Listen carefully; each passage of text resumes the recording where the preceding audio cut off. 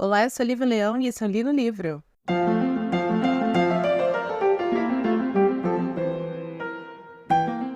Olá, muito obrigada pela sua audiência, seja bem-vinda neste dia chuvoso de segunda-feira, ao som do bate-estaca das construções da Vila Prudente. Estou muito feliz que você está aqui conosco e hoje vamos conversar sobre um livro que eu adoro, é um dos meus livros favoritos assim, da vida.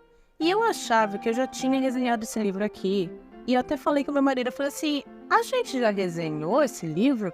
Aí ele falou assim, já, você já tem programa sobre ele. Eu fui ver, eu não tenho programa sobre esse livro, porque eu, na verdade, cito esse livro em muitos programas, mas nunca parei para falar única e exclusivamente dele. O livro em questão, então, é Jane Eyre, da Charlotte Brontë. Charlotte, nascida em 1816, falecida em 1855. Ela vai falecer com 38 anos em decorrência de complicações na gravidez dela. Ela é a irmã mais velha das três famosíssimas irmãs Brontë, né? A Emily e a Anne, que são as outras duas. E ela tem uma vida, na verdade, todos os irmãos Brontë, né? Eles têm uma vida muito complicada, eles vieram de uma família pobre, as meninas tiveram que trabalhar como governanta, sofreram um pouco de ababação em colégio interno para pessoas pobres. Mas tudo isso vai ser acrescentado como lastro das maravilhosas histórias que elas vão escrever, né? Parte, por sinal, da vivência da Charlotte como governanta e como professora vai ser colocada dentro do Jane Eyre, o que faz, na minha opinião, com que o livro seja tão absurdamente incrível principalmente. Embora eu não goste do final deste livro, mas a gente vai conversar mais pra frente sobre isso. Ela foi uma grande poetisa, ela escreveu durante a vida dela mais de 200 poemas e ela teve como primeiro romance um livro chamado O Professor, só que ninguém quis editar esse livro. Aí ela consegue a edição de Jane Eyre sob um pseudônimo um pseudônimo masculino, óbvio, chamado Currer Bell. Todas as três, elas precisaram assumir pseudônimos masculinos para conseguir publicar seus livros. Então a Charlotte era o Currer Bell, a Emily era o Alice Bell, a Anne era o Acton Bell. As pessoas na época, porque elas todas obviamente vão colocar o mesmo livro, né, o mesmo sobrenome no pseudônimo, as pessoas começam então a perceber que ou era a mesma pessoa ou eram parentes escrevendo ali. Estavam certos. Quando Jane Eyre sai, vende horrores, porém a crítica acha que a escrita era grosseira. E aí é quando começam a desconfiar que quem está escrevendo é uma mulher. Não sei porquê, gente, vou ser muito sincera. Não entendi esse pensamento. Mas enfim, ela vai no final se casar, porém ela vai morrer de complicações da gravidez dela, aos 38 anos de idade. Todas elas morrem muito, muito jovens. Aliás, na família Brontë existe um momento ali que acho que 3 ou 4 pessoas morrem em 8 meses. É uma coisa absurda, é uma família bem trágica. Eu falo mais sobre isso e melhor também sobre isso no programa do Morro dos Ventos Vivantes, tá bom? Entrando mais especificamente no livro, né? Jane Eyre foi um livro lançado em 1847, ela já estava na casa dos seus 20 anos aí. Eu gosto de falar que é um romance de formação. Por quê? Porque a gente vai acompanhar a vida da Jane Eyre do começo, quando ela é pequenininha, até ela já mais velha, com filho e tal. É um livro que, assim como Morro dos Ventos Vivantes, ele é um livro gótico, né? Você tem ali sentimentos extremamente profundos e tudo muito passional, tudo muito, muito intenso. Você tem uma característica que eu acho linda, particularmente falando, não só em romances góticos, mas em qualquer tipo de narrativa, que é quando você tem uma exteriorização do sentimento do personagem. Como assim? Algo muda no ambiente em que o personagem está, baseado nos sentimentos dele. Então você vai ter assim, chuva quando o personagem está triste, sol quando o personagem está feliz e coisas assim. Eu acho isso muito bonito e particularmente eu acho que ajuda muito, para mim, a compreender melhor então os sentimentos daquele personagem. E a gente também vai ter um pequeno quê aí de coisas sobrenaturais, tá? Não é um livro de sobrenatural, pelo amor de Deus, gente. Isso aqui não é. Mas a gente tem ali um pouco de mistério, algumas coisas sobrenaturais, que é a mesma coisa que a gente também vai ter no Morro, que eu vou acabar meio que citando muito aqui também, tá bom? Enfim, como é a história de Jane Eyre? Jane Eyre é uma menina que é órfã de pai e mãe, os pais morreram de doença, então ela é levada para morar com os Reed. O senhor Reed é tio dela, né? Acho que por parte de mãe, se não me engano. E ele é um cara muito bom com ela, porém a tia é uma escrota da pior espécie. E se eu não me engano, ela já tem 3 filhos. O menino é uma pessoa horrorosa. As meninas são mais ou menos, mas o menino é horrendo. E a única pessoa que trata bem a Jane Eyre naquela casa é a governanta. A governanta trata muito bem ela, mas fora isso, é pavoroso, assim, o tratamento que a menina recebe. Existe um momento até que ela é agredida fisicamente pelo primo e ela... Isso é bacana na Jane Eyre. Desde criança, a gente vai entender que essa aqui é um personagem com um espírito muito forte, uma força de espírito muito forte. Então, mesmo criança e ela tem um senso de resiliência muito grande, mas ela também consegue se impor em alguns momentos, né? E ela vai ser, inclusive, agredida fisicamente pelo esse primo e ela vai se impor com esse primo. Só que aí, obviamente, a corda arrebenta pro lado mais fraco. E aí ela vai ser presa num quarto chamado Quarto Vermelho, onde ela acredita que o então tio dela, que nesse momento já está falecido, aparece para ela como fantasma e ela acaba desmaiando. Ela tem um ataque, coitada, deve ter um ataque de pânico, bichinha, e acaba desmaiando. Então esse é o nível de maldades que ela vai sofrer durante toda a infância dela, que é uma infância muito triste, uma infância muito sofrida, até que a tia escrota dela resolve mandar ela para um colégio interno para crianças órfãs, tá?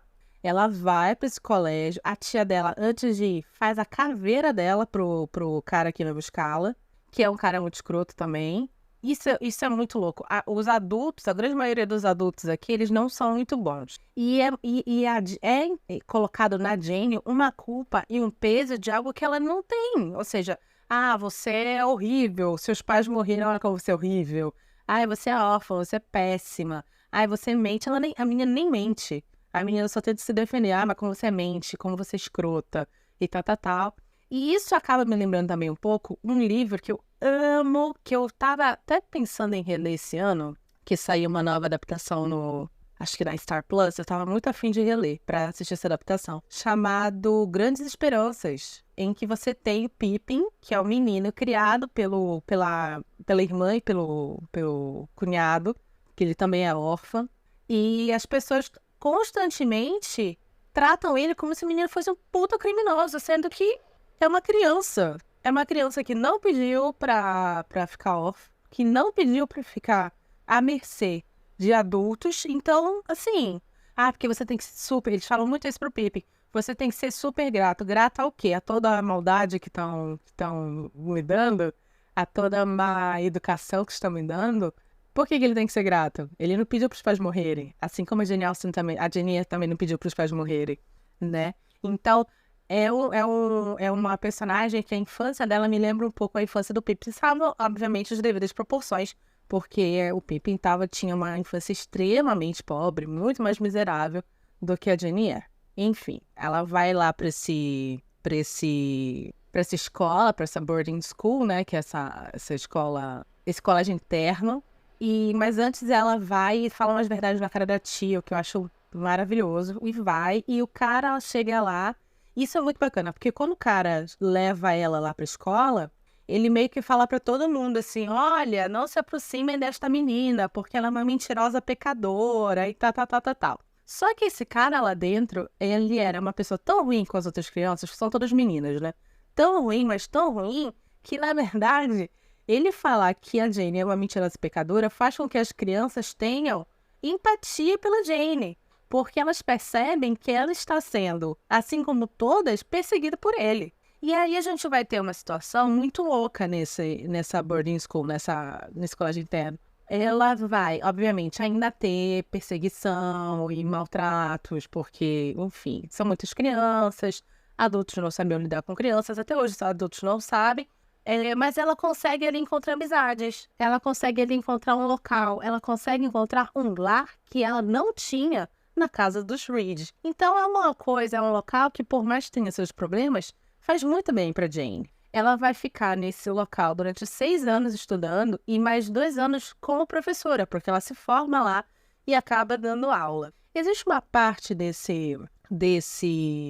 fase da vida genial, da Jane Eyre, em que existe uma epidemia de febre tifoide nesse colégio, a melhor amiguinha dela falece nos braços dela, uma situação super triste, uma cena muito triste também, e isso aconteceu de verdade na vida das Brontë. Elas foram para um colégio interno para crianças pobres, tanto a Charlotte quanto a Emily quanto a Anne foram juntas, e lá tiveram uma epidemia de febre tifoide e elas ficaram doentes, mas elas se salvaram. Outras crianças não se salvaram. E ela usa isso, né? Ela coloca isso aqui na história. E é muito louco, porque aqui a gente vai perceber que nesse livro, a Charlotte vai meio que se vingar de algumas situações que ela passou na vida. Como assim? Todas as pessoas ruins desse livro, né? A tia, esse cara do colégio, e enfim, outras pessoas que vão aparecendo, eles vão ter consequências para as suas ações, né?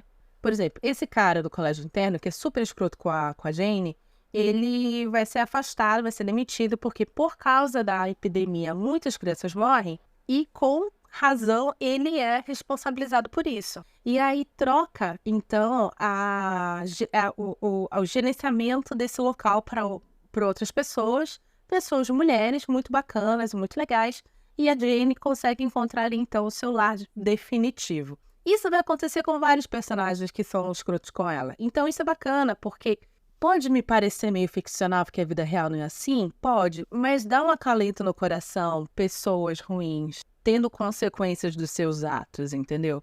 Isso é muito legal Enfim, depois de 2 anos lecionando e 6 anos de estudo lá, ela resolve, então, sair de Lodwood, se não me engano é o nome do local, e procurar, então, uma vida de governanta, porque ela tem estudo para isso. Ela pode ensinar pessoas, filhas de aristocratas e famílias abastadas. Algo que Charlotte Brontë fez também, viu?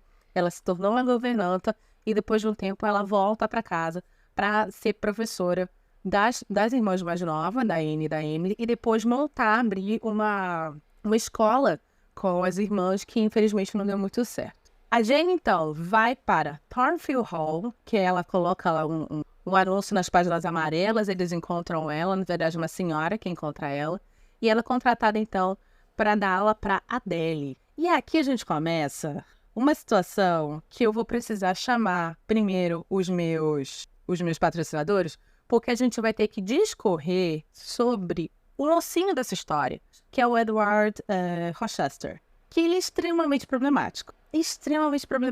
Mas eu vou chamar os meus patrocinadores, porque para falar sobre ele eu vou ter que dar spoiler, inclusive do final do livro. Então, se você não quiser saber quem é Edward Rochester e por que ele é tão problemático, eu te agradeço o teu tempo aqui. E se você gostou, compartilhe esses episódios com outras pessoas.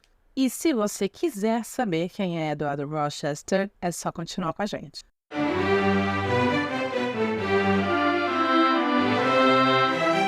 Oi, já já o episódio continua. Mas antes eu queria agradecer a sua audiência e te lembrar que o Li no Livro é um podcast independente e sem patrocínio. Se você quer nos ajudar, por favor, compartilhe esse episódio com seus amigos. E estamos nos principais agregadores de podcast, inclusive agregadores gratuitos. Obrigada!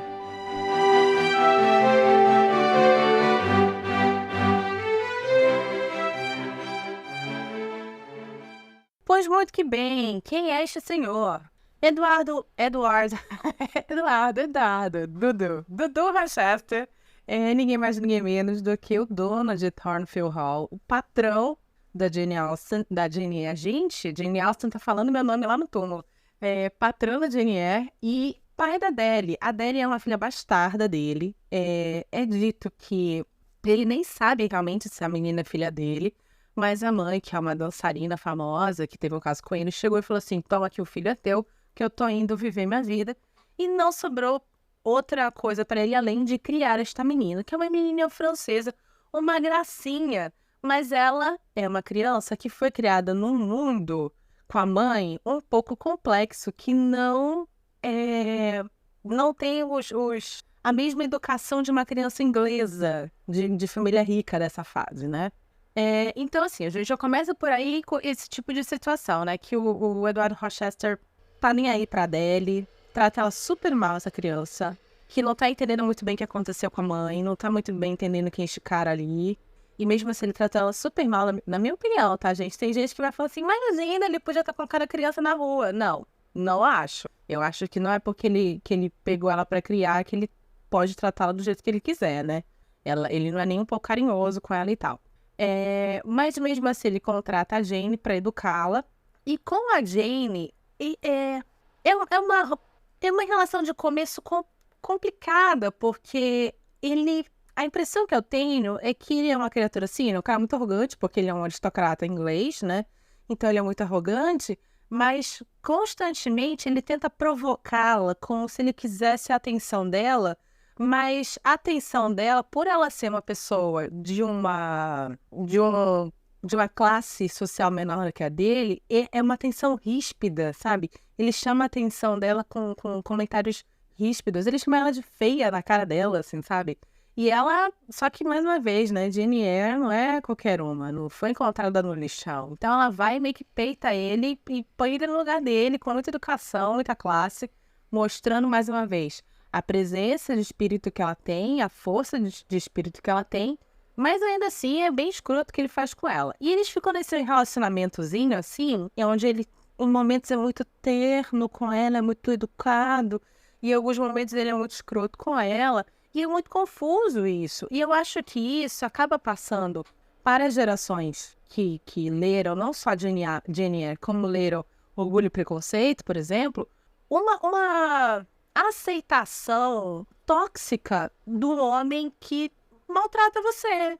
Ele te maltrata, mas ele te maltrata porque ele gosta de ti, porque ele tá tentando chamar a tua atenção. Não, amiga, ele te maltrata porque ele é um escroto, entendeu?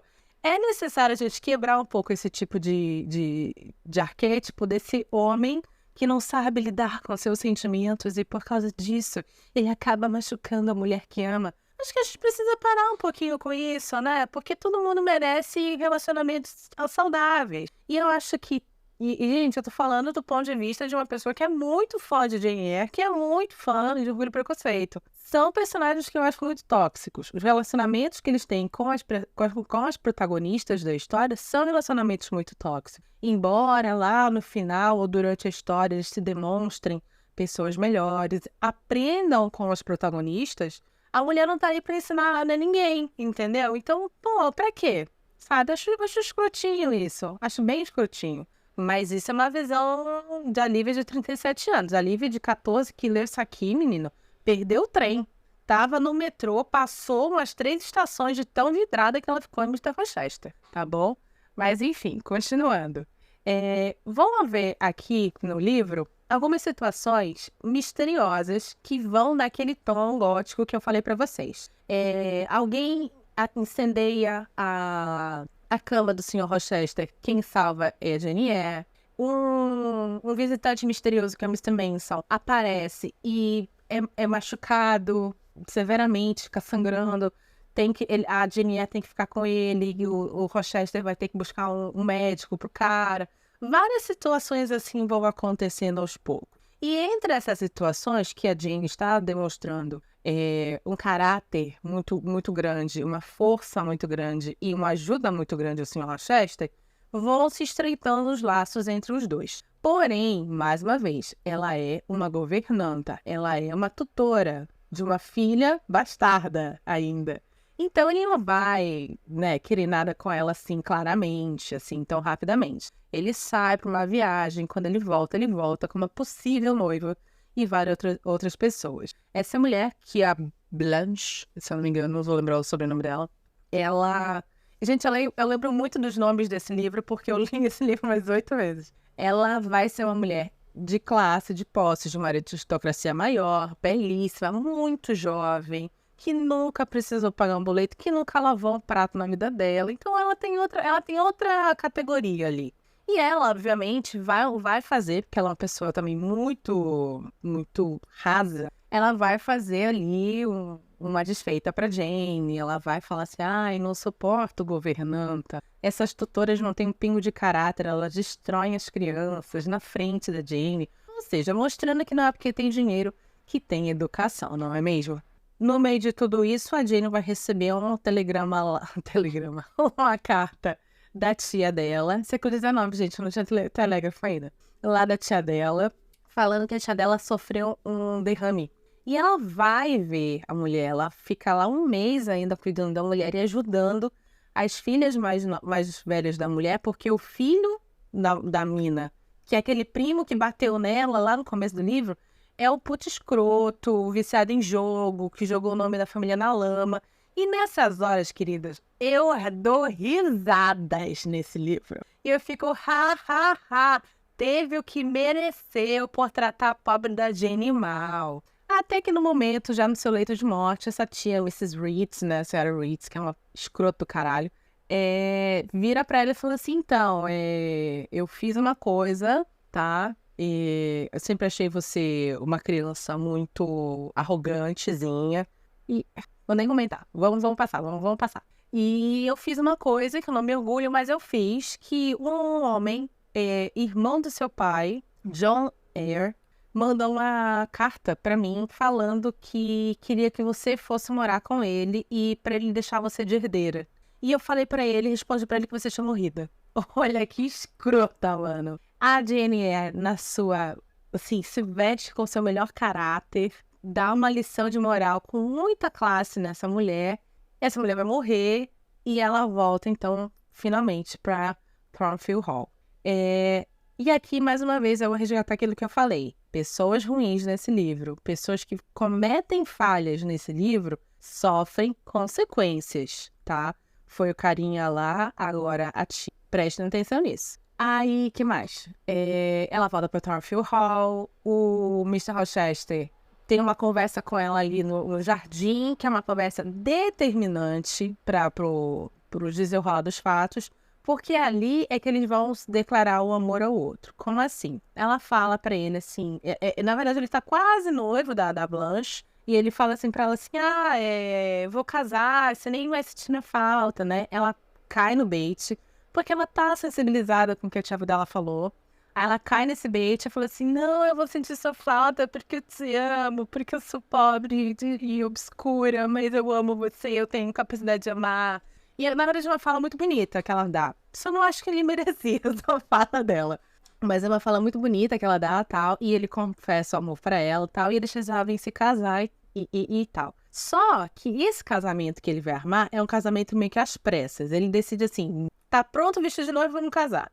Ela está, um dia antes do casamento, dormindo, quando ela vê uma presença estranha no quarto dela. Essa presença rasga o véu dela. Mais uma vez, aqui a gente tem o talvez sobrenatural. Enfim, conserta o véu, ela vai casar. Quando eles estão casando, um casamento pequenininho ali na paróquia da cidade, chega o Sr. Manson, que é aquele cara que foi visitar o Rochester no meio da noite e foi machucado. Chega o Mr. Manson e fala assim, diga agora, o cara, por exemplo, eu tenho uma coisa pra falar. Este homem não pode casar com essa moça, porque este homem já é casado com a minha irmã. Dun, dun, dun. Sim, Sr. Rochester é um adúltero escroto que já era casado. E aquela presença que botou fogo na cama dele, aquela presença que machucou o Sr. Manson, aquela presença que rasgou o véu da Jane, era a esposa do Rochester, que ele mantinha. Esposa com problemas mentais, com problemas de ordem mental, que ele mantinha, olha que escroto, presa no sótão da casa, no sótão da mansão. E aqui a gente tem um parêntese, tá? Eu acho que foi no episódio do Neil Gaiman, o episódio do Sangue, Neve e Vidro, eu acho que foi nesse episódio que eu cito isso. Existe um livro chamado The Mad Woman in the Attic, A Mulher Louca no Sótão, que foi escrito pela Sandra Gilbert e pela Susan Huber. É um livro de, acho que na verdade, uma grande tese, uma grande reflexão sobre autoras do século XIX e como essas autoras escreviam mulheres. E elas vão encontrar nessa reflexão um arquétipo chamado a mulher louca no sótão, baseado especificamente em Jane Eyre, onde ela fala que as autoras do século XIX, autoras inglesas do século XIX, tá? Elas pegaram Austen, Shelley, as Brontë, toda essa patota, elas pegaram e elas analisaram como elas escreviam mulheres. E elas perceberam que a grande maioria delas tinha a tendência a colocar seus personagens femininos unicamente em dois conjuntos. O primeiro conjunto das mulheres loucas no sótão e o segundo conjunto das mulheres de anjos de candura, absurdamente resilientes, absurdamente calmas e fortes e tal.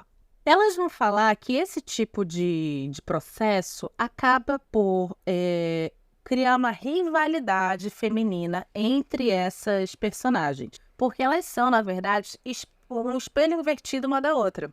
É interessante pensar nisso, e principalmente quando a gente, por exemplo, voltando ao Orgulho e Preconceito, né? Que você tem a irmã do Mr. Bingley, que é uma pessoa escrotíssima, e aí você tem tanto a Jane Bennet quanto você tem a Elizabeth Bennet. Aí você tem a Jane Eyre, quanto você tem a Bertha, que é a esposa do Rochester. Que mais? Assim, de cara vamos lembrar dessas duas, mas você tem esses posicionamentos de personagens femininos que acaba trazendo uma espécie de, como eu posso dizer, uma espécie de separação do gênero em personagem feminina que você pode torcer, personagem feminino que você não deve torcer. Como assim? Pegando a própria Bertha. A desculpa do Rochester é que ela já tinha problemas mentais, mas ele não sabia durante o período de noivado e que o pai dela não revelou e por causa disso ele foi enganado.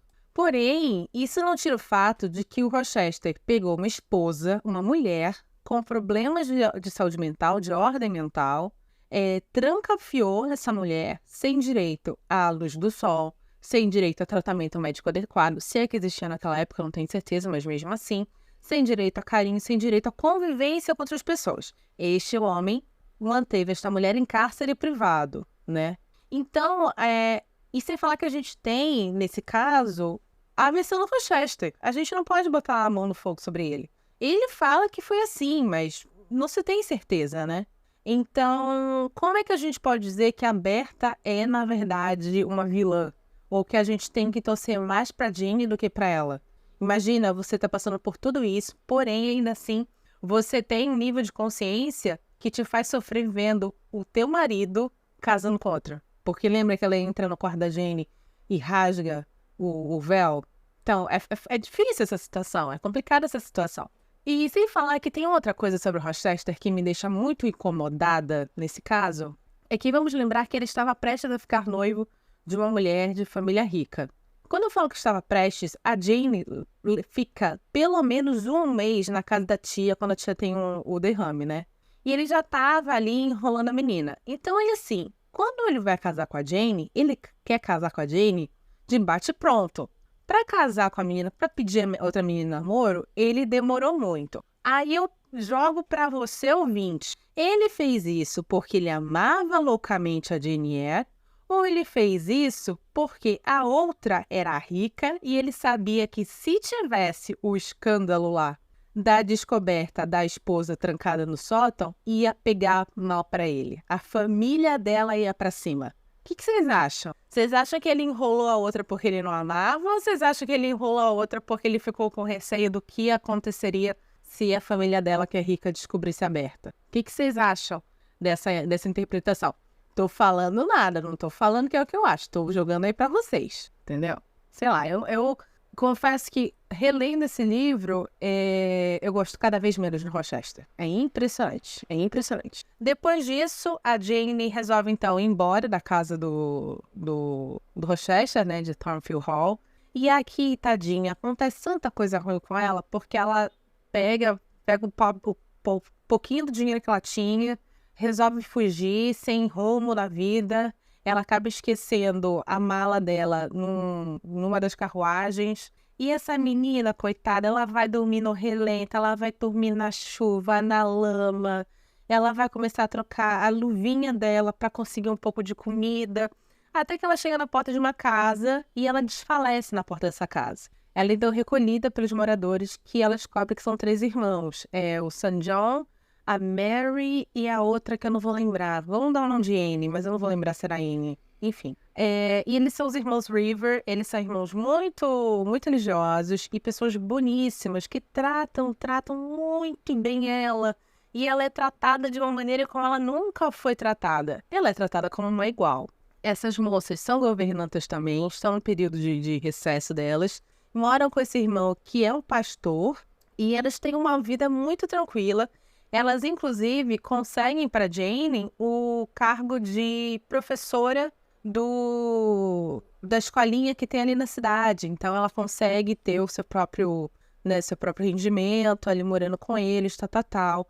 Passa um tempo, essas 2 moças voltam para os seus trabalhos e fica só a Jane e o St. John, que é o pastor.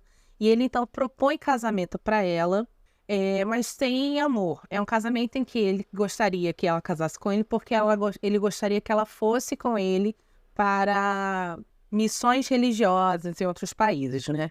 E aí que é quando eu acho que a história dá uma leve desandada. Por quê? Porque o St. John também revela para Jane, porque ela até então não tinha dito o nome dela real, né? Ela revela para ele e ele então revela para ela que o John Eyre, que é aquele tio que ela tinha, que tinha falado assim, pede para ela vir morar comigo, para ela virar minha herdeira, tal. Também era tio deles, menino. Também era tio dos River. E ele deixou para ela, assim, sei lá, 10 mil contos, sei lá qual era o dinheiro na época, mas é o equivalente a como se fosse uns 2 milhões de reais, 2 milhões de dólares hoje em dia. Então, é um dinheiro e tal. Ela é uma pessoa super bacana, ela pega esse dinheiro, ela fica muito feliz, ela pega esse dinheiro, ela divide por igual com os irmãos River. Eu acho isso muito bacana dela, não acho ela idiota por fazer isso não, embora seja dinheiro. Porque eles estavam lá no momento que ela mais precisou, nunca pediram nada para ela, sempre trataram ela muito bem. E lá ela encontrou um segundo lar, diferente de Lodwood, que foi o colégio onde ela foi criada, né? Então eu acho isso muito bonito da parte dela, dividir com os irmãos, que no final também são primos. E ela retorna pro St. John e fala assim, olha, eu não acho que eu deva casar com você, eu vou para essa missão, mas eu acho que não casados. E ele fala assim, não, vai pensando mais um pouquinho aí, quem sabe, tal. E aí ela começa a ouvir no meio dos campos o Rochester chamando por ela. Que tem a gente tem também isso no Morro dos Ventos Vivantes. A Catherine chamando pelo Ratcliffe na charneca. A Kathleen, o fantasma dela, né, aparecendo na janela de Wuthering Heights. E, enfim, é uma coisa meio mística que é também típico lá como eu já falei, do romance gótico. Ela, então, resolve voltar para Thornfield Hall e quando ela chega lá, tá tudo queimado, tá destruído, são ruínas. E ela descobre que a Bertha, em algum determinado momento, botou fogo na mansão, se jogou, sei lá, lá do sótão, morrendo. E nesse incêndio, o Mr. Rochester, para resgatar todo mundo, todos os criados, acaba ficando preso, perdendo uma mão e ficando cego. Então ela encontra ele, aquele homem super arrogante, tal, totalmente destruído, sem uma mão e sem visão. Em todas as adaptações de Jane Eyre que eu vi na minha vida, que não foram poucas, nenhuma mostra ele sem a mão. É impressionante. Todas mostram ele sem visão. Isso é de praxe. Mas sem a mão ninguém mostra. Não sei por que, cara, as pessoas têm esse problema. Mesma coisa quando fizeram a adaptação de The Walking Dead, né? O Rick também não perde a mão lá. Eu não consigo entender esse negócio aí. Mas enfim, aqui eu vejo a Charlotte Brontë fazendo com o Rochester a mesma coisa que ela fez com os outros personagens. Ela tem essa regra. Personagem que pisou na bola precisa conviver com as consequências dessa pisada na bola. Ou ser punido por isso, que é o que ela faz. O Rochester foi muito escroto com a Jane e ele é punido por isso. Então ele fica cego e perde uma mão.